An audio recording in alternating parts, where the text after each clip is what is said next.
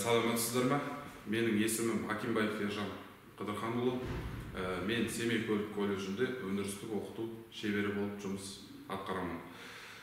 Бүгінгі тақырып слесарлық іс тәжірибе бойынша металды шабу. Металды шабу тақырыбына өте үлкен күрделі тақырыптардың бірі. Ол үшін біз арнайы оқушылармен бірге іс тәжірибе барысында зубила шапқа яғни қолданамыз. Шапқаны қолданамыз және крансмейсел мынау жаңағы темірді трудодоступный места дейді, қиын жерлерге, қол жетімсіз жерлерге арналған құрал. Одан кейін жаңағы біздің қолданатын балғамыз. Енді әрқайсысына жеке-жеке тоқталып өтсек. Зубила шапқа яғни U7 немесе U8A деген жасалу материалы. Ол дегеніміз U дегеніміз углеродисті сталь, 7 немесе 8 деген сан болса, ол 0,7, 0,8 құрамындағы молибден қосындысы. А деген буква болатын болса, ол жоғары сапалы болады деген мағынаны білдіреді. Енді зубиланың өзінің жаңағы рабочий части, жұмыс істейтін денесі, ударный части, соққы қабылдайтын жері болады. Бастайық. Бұның қайрау бұрышы 60 градуста қайралады.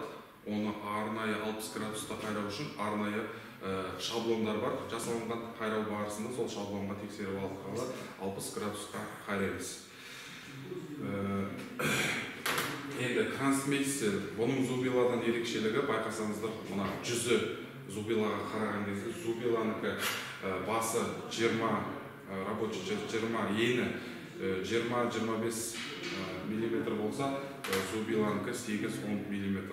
Бұл дегеніміз, яғни қиын жерлерде, металдарды, тавровый соединенияларда болмаса, жаңағы ыңғайсыз жерлерге шабуға арналған құрал. Сол сияқты жұмыс часть, рабочий часть, денесі, жаңағы ударный часть. Одан кейін қолданатын балғамыз, бұл балғаның сабы, яғни одан кейін мынау бас бөлігі соққы беретін, мұна басындағы қағып тұрған клин. Бұл клинді не үшін қағамыз, яғни балғаны жаңадан саптаған кезде жаңағы клинді қағатын себебіміз мына балғаның басы бөлігі ұшып кетпес үшін, қауіпсіздік бойынша. Бұның өзі қалай орналатынын түсіндіріп өтейін. Ағаштың ортасын темір кескіш араменен бөліп, арнайы темірді өндіріп шауып аламыз да соны қағамыз. Балғаның өзі түрлері өте көп. Салмағына байланысты, соған байланысты, салмағына байланысты қолданамыз.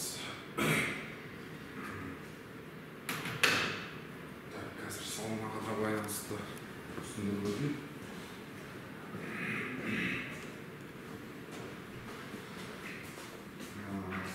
50 грамдық балғалар болып, көріп тұрғандарыңызда 100 грамдық балғалар, 200 грамдық балғалар, 400 грамдық, салмағына байланысты 500 грамм, 600 грамм, 800 грамм, 1000 грамм болып бөлінеді. Бұны яғни не үшін олай бөліп қойған? Мысалы, кейде бізде болады жаңағы жұқа темірлерді өндірген кезде болмаса шапқан кезде салмағы аз балғаларды қолданамыз. Бұл 50 грамдық балғалар, көбінесе 50-100 грамдық балғалар кішкентай детальдарды қаққан кезде қолданады.